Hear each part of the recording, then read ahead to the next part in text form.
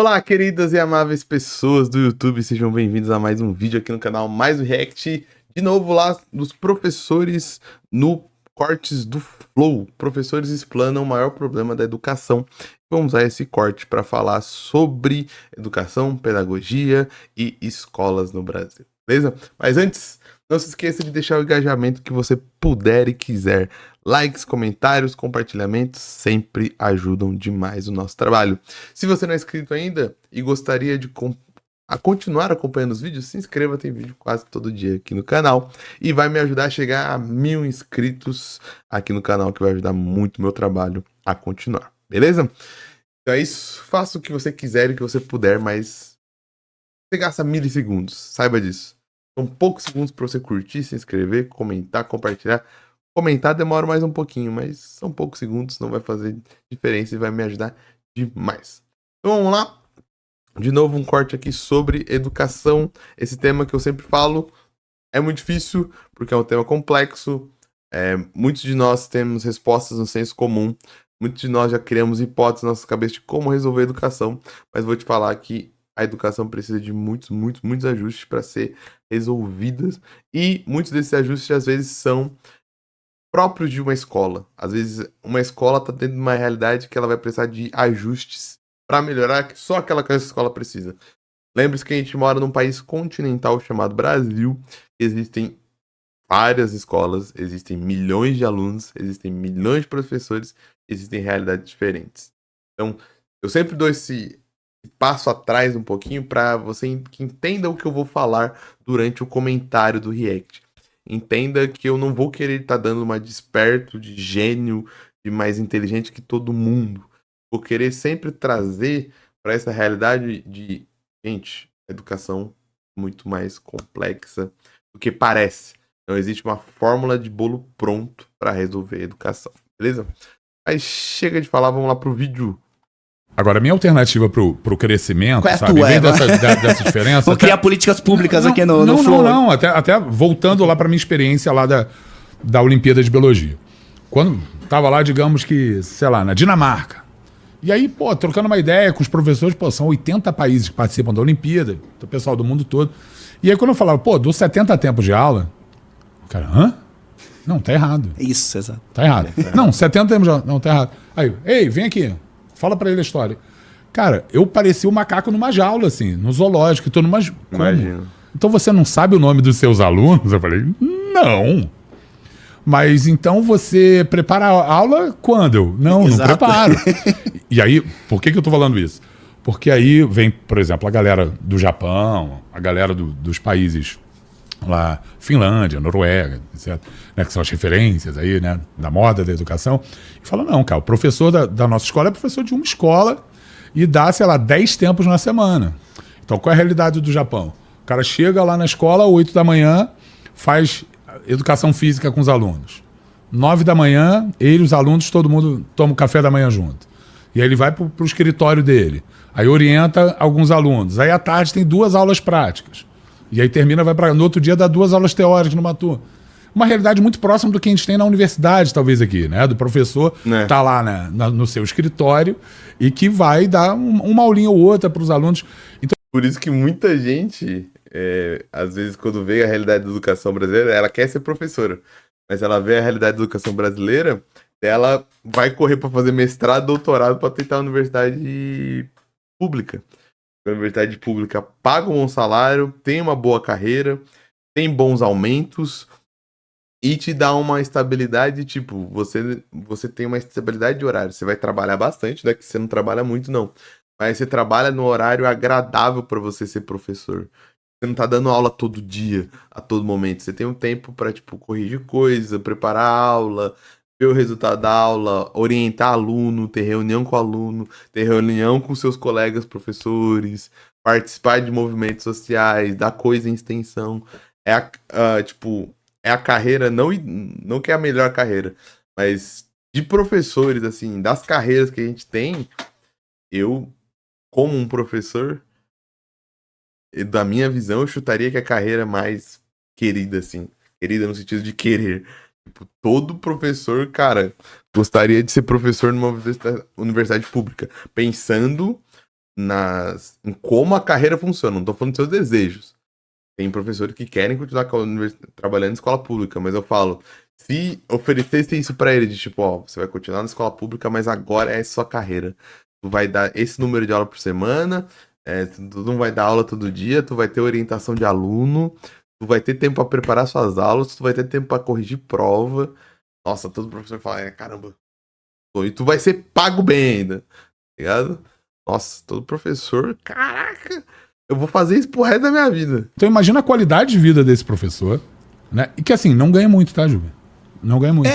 Porque às vezes a galera pensa assim, o Brasil não valoriza, vai ser professor no Japão que tu vai ganhar mais dinheiro. Cara, teve um tio meu que tava no Japão e falou, pô, tu não quer vir trabalhar aqui no Japão não pra dar aula? E eu com essa visão capitalista do Brasil, pô tio, ganha muito pra dar aula aí no Japão? Ele, não, tu vai ganhar a mesma coisa que um operário, mas vão te respeitar pra cacete. Ah, sim. Então a lógica é essa. E aí sim você vai... E o ganhar muito, na verdade, é igual eu já falei no outro vídeo, né? É sobre subsistência, sobre o tempo que você prepara e tudo mais. Você vai ganhar um operário, mas tipo, um operário lá consegue viver bem com esse salário? Se ele conseguir, você vai estar, tipo, pô, vale a pena, tá? Qualidade de vida, né? Não é que, tipo, quando fala de aumentar o salário do professor, não é que o professor quer ficar rico. Só que tem uma qualidade de vida pro tanto de esforço que ele teve quando ele teve que se preparar, o tanto de esforço que ele tem que se preparar continuando, porque o professor não pode parar de estudar. O bom professor, não querendo julgar meus colegas, mas o bom professor não pode parar de estudar. Parar de estudar, que eu falo, não é ficar fazendo faculdade, não. Parar de estudar no sentido de atualização, acompanhar o conhecimento, acompanhar novos métodos pedagógicos e tudo mais. Coisas, tipo, o bom professor pode só ter a licenciatura e já era, tá ligado? Nunca fazer uma pós nem nada. Não tô falando de voltar pra faculdade. Tô falando de, tipo, continuar estudando até o final da tua vida. E pro perrengue que é ser professor, cara. Não é falar que uma profissão é maior que a outra. Mas trabalhar com aluno, trabalhar com pai, trabalhar numa comunidade é um perrengue não no sentido de ruim. Tô falando que é ruim. É um perrengue no sentido de muita energia vital. É muito conflito que você tem que resolver. É muita questão que você tem que trazer pra casa. É muita coisa que você tem que pensar. É muita coisa. E são algumas profissões que tem isso, tá ligado?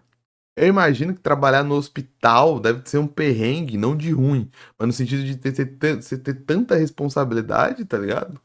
Que, mano, eu admiro o trabalho e a efervescência que os enfermeiros tiveram de lutar por um salário maior. Porque imagina o que é você trabalhar no hospital, mano. Tá ligado? E, de novo, não é uma questão de, tipo, pô, trabalhar, receber um salário pra ter uma vida confortável, tá ligado? Vai ter uma educação de qualidade que o cara tá imerso ali o tempo todo, entendeu? As diferenças culturais são muito fundamentais, assim, né? E por isso que eu acho que, assim, essa comparação talvez ela não seja muito justa, justamente porque as diferenças culturais, elas mudam todo o contexto da parada, assim. Não vai ser rico, mas vão te respeitar, entendeu? Não vai ter o moleque que vai escaralhar a parada. Os caras vão respeitar você é o professor. E tem também muito menos gente, né? Então, assim, são muitas diferenças. Sim, né? O Brasil é gigante. Mas por isso que no desenvolvimento, né, da BNCC, a Base Nacional Curricular Comum, aqui no Brasil, teve muita discussão com a Austrália. Tá. Porque o governo enxergou que a Austrália era um país que meio que se aproximava da gente. Número de habitantes, um país gigante também, com alguns vazios demográficos, como é o Brasil, com populações originais, de participar de um grupo comercial. Um desafio na Austrália é mostrar que o australiano ele é mais asiático do que o europeu, que ele se acha europeu, mas o grande comércio da Austrália com a Ásia. Então, era tentar criar um modelo de educação aqui no Brasil que fosse parecido para inserir melhor o Brasil no Mercosul. Não, acho que não dá muito certo, não, mas pelo menos a ideia aí era Existe essa ideia.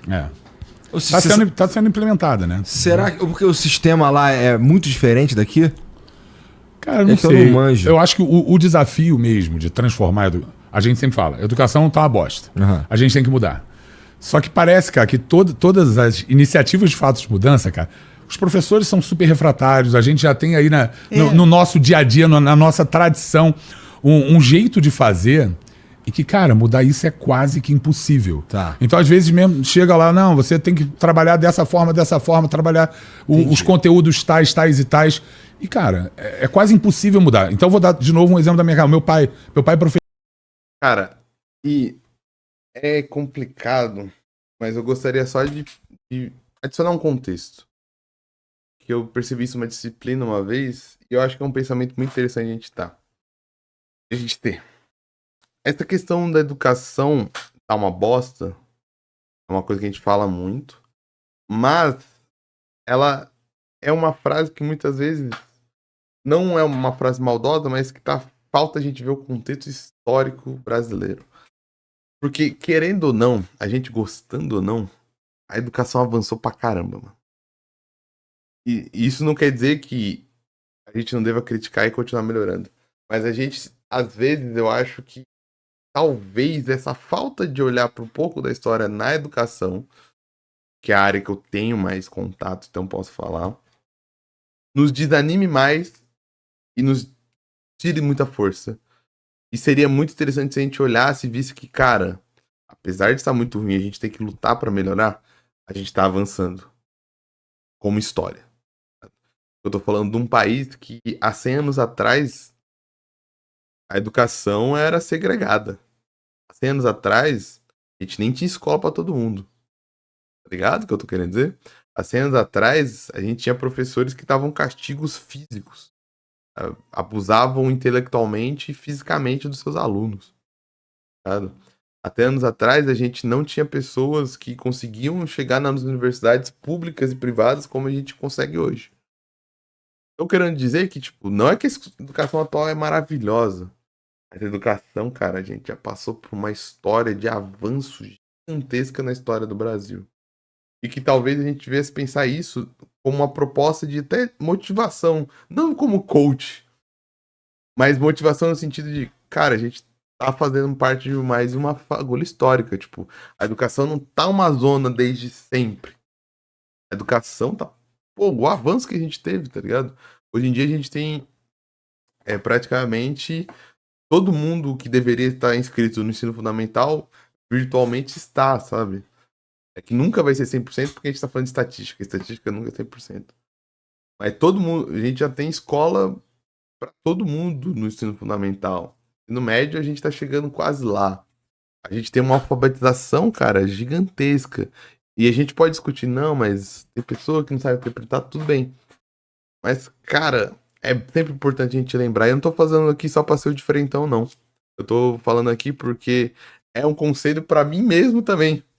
Porque chegar nessa vibe de tá tudo ruim, sempre foi ruim, é uma armadilha perigosa, incentivada que todos nós peguemos pra meio que ir pro piloto automático. Tipo, uma merda, eu vou fazer o que der pra fazer aqui, é isso.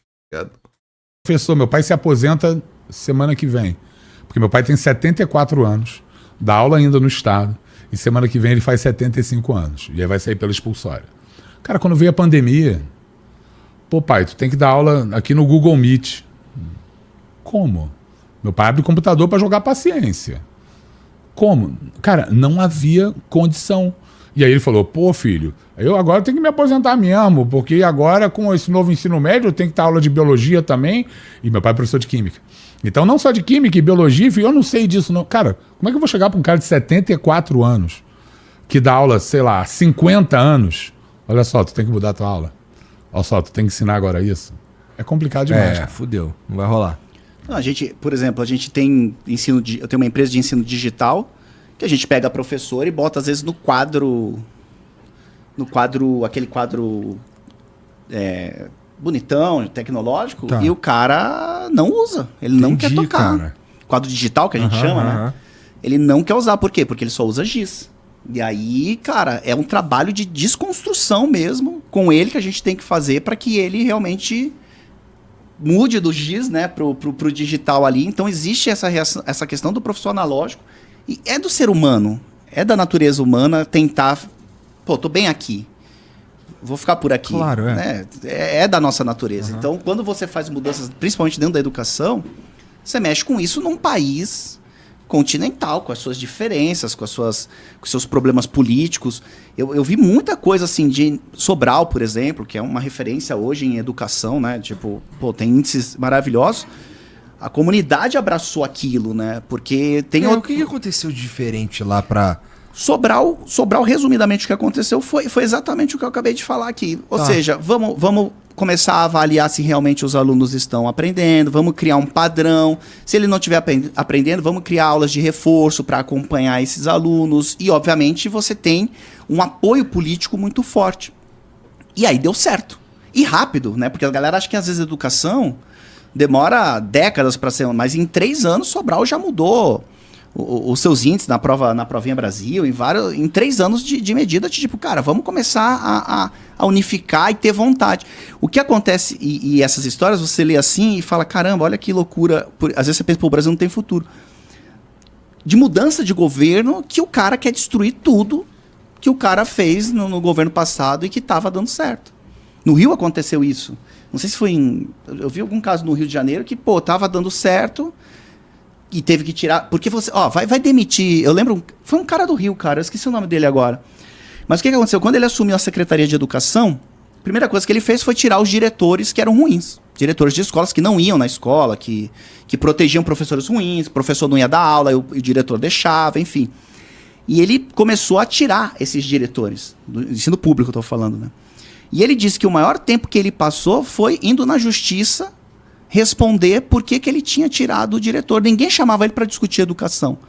E era o diretor que era indicado pelo vereador, que tinha não sei o quê. Então ele gastava muito tempo se defendendo porque ele tentava mudar. Político, quando você fala com um político, a única coisa que ele não quer trabalhar é com educação. Ele prefere pintar a escola, porque isso dá voto. Mas mexer lá dentro e fazer com que os alunos aprendam, cara, exige uma transpiração que quem faz essas mudanças, depois de 4 anos, está morto. Porque você luta com sindicato, você luta com uma porrada de coisa, com justiça, com não sei o quê. E a história que eu tava lendo, o cara fala justamente isso. Pô, mas aquele diretor foi o vereador que indicou, cara. E aí, agora, o que eu faço? E ele, sei lá, o cara é ruim, meu, não vamos botar o cara tá acabando com o negócio. Cara, você tem esquemas de salas de aula fantasmas. Essa questão pega muito da política, essa questão de troca que um não quer fazer o seu próprio, não aceita o outro, mas essa questão de comunidade também pega muito. A escola é um dos poucos ambientes sociais de poder político que a comunidade frequenta. A comunidade, muitas vezes, a gente tem uma desesperança política porque a gente não faz mais parte da política. A gente parou de ter organismos que a gente deveria ter de política, como, por exemplo, associações de bairro, participar de assembleias na Câmara de Vereadores, receber vereadores dentro do bairro para fazer questionamentos e tudo mais. E a escola, um grande jeito de mudar a escola também, você vê, não só em Sobral, mas em diversos estudos, diversos artigos sobre diversas escolas nas regiões começaram a dar certo, é isso. Uma das coisas é isso. É uma resposta... Aí realmente a gente pode generalizar para todo o país e todo mundo. A escola ser visto como uma entidade política e uma entidade daquela comunidade. A comunidade entender que a escola faz parte da comunidade, a escola ajuda a comunidade e a escola tem que ser cuidada pela comunidade. Porque aí muda até a visão do aluno sobre a escola. Um dos grandes problemas que se tem, às vezes, em escola, e tô falando agora anedoticamente da minha região, é escolas que são meio que sem comunidade, escolas centrais, escola que recebe alunos de toda a região e às vezes não consegue construir uma identidade com isso. Não tô falando que não deve existir, mas às vezes a escola não consegue perceber que ela é uma escola dessa e não consegue trabalhar em cima disso. Porque a falta de identidade faz com que o aluno e a comunidade, às vezes, vejam a escola como ver uma lanchonete, sabe? Ver a escola principalmente como um prédio que a gente consome um serviço ali e já era. Mas a escola, ela tem que ser vista como um prédio público do povo para o povo e que o povo mesmo tem que cuidar, sabe? Quando a escola identifica aquele prédio como membro da comunidade, sente participante daquele lugar, Os alunos começam a ver o prédio de maneira diferente, os professores de maneira diferente, e de todo o trabalho que está sendo feito ali de maneira diferente. Mas isso muitas vezes depende. Não que o professor não tem poder, mas é que o professor ele tá muito abaixo na cadeia de comando. Igual eu falei, muitos lugares não pegam mais professores concursados. Então o professor a cada ano tá mudando de escola. Então isso muitas vezes depende da gestão pública de construir. E a gestão pública muitas vezes não vê isso como uma necessidade. E da gestão. Da gestão da escola que não muda a cada ano. Eu tô falando de coordenação, tô falando de diretor e de diretor. E querendo ou não, a gente tem cada vez mais problemas em gestões porque as gestões são cada vez mais sucateadas em muitos lugares, principalmente na região em que eu resido, sabe? Então, a gestão, muitas das vezes, você tem um grande problema que a gestão em escolas públicas virou um ente burocrático e não pedagógico. Muitas vezes você, cara, a gestão tá te cobrando mais por burocracia do que pedagogia. Ou a gestão tá preocupada, ou você fez aquele documento, ou você fez aquela planilha, ou tem papel para assinar. E a gestão, muitas vezes, e eu falo isso, quero expor, não vou expor. Inclusive, eu acho que eu tenho um plano igual do Cauê Moura, tá ligado? O Cauê Moura que falou esses dias que quando ele morrer, ele vai soltar um livro falando. Eu vou fazer a mesma coisa, só com educação que eu trabalhei. Eu vou soltar um livro. Cara, eu já ouvi vários gestores diferentes, em escolas diferentes, em cidades diferentes, papos anti-pais, tá ligado? Papos de que odeia pai, papo de que não quer pai reclamando na escola, papo de que não quer pai na escola. Mano, isso é frustrante. Até lembrei de uma história, parceiro. Isso é frustrante num nível muito grande, porque, cara, o pai, a família não é inimiga da educação, é um membro da educação. A educação escolar tem que ser compartilhada com a educação privada, educação familiar. Assim que a gente tem uma educação maravilhosa. O pai tem que ser um ente que, cara, eu quero que o pai. Lógico que tem pessoas que trazem problemas, mas faz parte do serviço público, parceiro. Você decidiu ser servidor público? Me desculpa, mas você tem que estar pronto, é uma merda, pra lidar com o público que é mal educado e tudo mais, e lidar com isso também, e saber responder e tudo mais. Mas eu lembro, cara, de uma história que até hoje me dá um pouco de dor de cabeça. É, existe reposição, né? Então, geralmente, para quem acha que o servidor público ou o professor que descansa no feriado prolongado e é isso, tá bom? Não vá pensando nisso não, mas porque você tem que pagar o servidor público, principalmente escola, não sei como funciona em prefeitura e outras coisas, mas escola estadual, e eu tô no estado de São Paulo, é assim. O que emenda, você paga na frente. Por exemplo, você fica os 2 dias, o feriado você não paga, lógico, porque todo mundo folga no feriado, mas o dia que emenda, você repõe lá pra frente, né? Geralmente num sábado. Então você troca um dia com aluno por um dia no sábado, que vai ter aluno ou não, porque a escola pode fazer várias atividades. Algumas escolas, o que elas fazem? Elas jogam a reunião pro sábado. O que eu acho, às vezes, um bom movimento. Porque a gente tem reuniões de escola que às vezes é na escola, numa quarta-feira de manhã, que é reunião pronta para os pais não irem. Você fala, pô, você vai fazer o pai ir no sábado? Eu sei que é uma merda, eu sei que o sábado é para descanso, mas pai é o seu filho. Pô, um sábado do bimestre é bom para mim e para você. E você vai ficar menos tempo na reunião, tá ligado? Eu vou cumprir todo o horário, tá ligado? Eu sei que é uma merda, eu sei, mas, pô, 30 minutos do seu sábado vai ajudar na educação do teu filho, vai ajudar e no meu trabalho como professor e vai ajudar a gente na comunidade. Eu acho perfeito reunião no sábado, tá ligado? Porque eu, na minha visão, não sei se eu tô sendo muito romântico ou muito idealista, eu quero conversar com o pai o mais que eu puder, com quantos pais eu quero, porque eu quero conhecer a estrutura do aluno, eu quero conhecer com quem a gente está trabalhando e quero mostrar pro pai que isso é um trabalho em conjunto, tá ligado? Mano, tava tendo reunião, tava conversando com os pais, veio uma pessoa da gestão e falou pra acelerar. Queria ver os pais fora o mais rápido possível.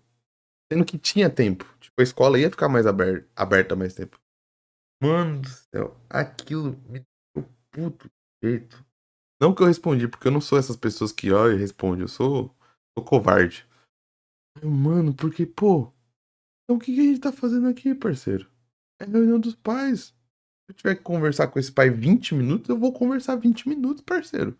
Tô fazendo meu trabalho. Mas você vê muitas gestões que querem ver o pai fora da escola. Não, sai daqui, pai. Faz de tudo pra não ter... E com isso, não vê que tá expulsando a comunidade ao redor. E a comunidade que devia... A escola... Uma das coisas essenciais para a escola voar é a comunidade cuidar da escola e ver que a escola é importante, cara. Ver que a escola é um ponto de poder muito importante para aquela comunidade. Em escolas para fazer desvio de dinheiro. Desvio de dinheiro. A escola, né, o diretor da escola cria alunos fantasmas. Tem caso assim, do cara aí numa escola que tem 2.000 alunos e não tem nenhum aluno. Não tem 2.000 alunos ali. E tá sendo desviada a verba de educação. Aí você lê essas coisas e você fala, cara, o Brasil não tem... E é uma questão cultural, né? De corrupção. A gente reclama de político corrupto, mas, cara, a gente tem uma população corrupta. Eu vejo corrupção o tempo todo. Né? No dia a dia. Até no nosso trabalho, né? De tipo, me paga ali que eu facilito as coisas pra ti e tal. É uma questão cultural. Então, quando você vê todos esses problemas... Até o Oda falou da questão do professor... Na Islândia, na Noruega, que passa o dia todo. No Brasil, por exemplo, o aluno passa pouco tempo na escola. Né? Passa 4, 5 horas. E aí você quer ter o ensino integral. Né? Teve lá a época do Brizola e tal. O ensino integral no Brasil só vai funcionar se for desse jeito que o Oda falou. O professor ficando na escola o dia todo. O que é ensino integral hoje no Brasil? De manhã é aula, à tarde é... artes, nada contra artes, mas sei lá, agora vai o corte do artes, né? Agora, já era mais... Depende da escola, Júbilo. Tem escolas muito boas integrais que oferecem muitas coisas, sabe? Depende da escola. E, de novo, a gente fala numa generalização. Mais um rolo aí. Não, mas ele tá fazendo alguma parada que não tá previsto no... É uma coisa boba, sei lá, motivação para o mercado de trabalho. Tem que ter matéria, tem que ter aula. Aula de matemática, aula de português, e o professor ficar na escola o tempo todo com os alunos. O que acontece muitas vezes no ensino integral é que o professor fica de manhã e à tarde ele vai para outra escola. Ele não tá ali disponível o tempo todo, ele não cria esse laço. Educação é laço. Como é que eu tento fazer lá? Em São Paulo, nas PEIs de São Paulo, ensino integral de São Paulo, o professor, se ele pegar PEI, ele dificilmente vai conseguir pegar outra escola. Se ele pegar outra escola, ele é meio maluco, porque a PEI em São Paulo... exige de você uma dedicação de 8 horas. Tem que passar 8 horas na escola e você não passa 8 horas dando aula. A PEI em São Paulo, o projeto de educação integral, não tô falando que é maravilhoso não, que é perfeito. Mas pega isso, de tipo, você fica 8 horas na escola, você não tá dando aula, você tem alunos que você orienta, alunos que são, tipo, orientados por você, tem alunos que você almoça todo dia pra discutir, saber como é que tá os estudos e tudo mais. E você participa da atividades que não tem a ver com a sua matéria, mas que são atividades que, se forem bem construídas, não são matérias em si, mas são importantes para os alunos também, porque educação não é só a matéria matemática e português, né? A gente pode aprender com tanta coisa diferente. Eu lembro que um professor veio me contar de uma oficina que ele fez, que era uma oficina de xadrez. E, cara, pô, eu acho da hora pra caramba, cara. Você, tipo, no contraturno você ter oficinas.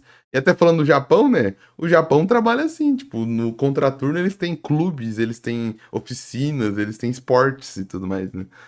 Já que o Japão, teoricamente, dentro do contexto desse vídeo, é um lugar que trabalha bem a educação. E eu me lembro de uma vez do professor que veio me contar que ele fez uma oficina de xadrez durante um bimestre, que foi super bem recebida pelos alunos. E não são todos os alunos obrigados a ir nessa oficina. Os alunos podem escolher o que eles querem baseado na visão de mundo deles, no que eles querem aprender e tudo mais. E, pô, xadrez é um bagulho que você dá pra trabalhar pedagogicamente 1 milhão de coisas, tá ligado? Eu laço com meus alunos pelo humor. Pelo humor eu crio um laço com o meu aluno do outro lado da tela. E por isso que ele fala, cara, eu vou ouvir o que esse cara quer falar. Quando você odeia o seu professor, você trava aqui. Então, para criar essa conexão no ensino integral do Brasil, o cara tem que ficar o dia todo. E não ficar só um pouco. Porque isso é extremamente importante na aprendizagem do aluno também. É isso. Deixa eu parar o vídeo do Casemiro. Vai tocar o vídeo do Casemiro, Próximo. meu Deus. Já. Com o Casemiro. De novo, vou terminar um vídeo com o Casemiro, porque eu não desativo a reprodução automática. É isso. Esse corte ficou bem legal. Foi bem legal ouvir o papo deles. Espero ter adicionado algo frutífero. Se você gostou desse vídeo, desse recorte, não esqueça de curtir, comentar e compartilhar. Se você é novo por aqui, não se esqueça de se inscrever. Tem vídeo quase todo dia. Eu vou ficando por aqui. Até uma próxima e tchau!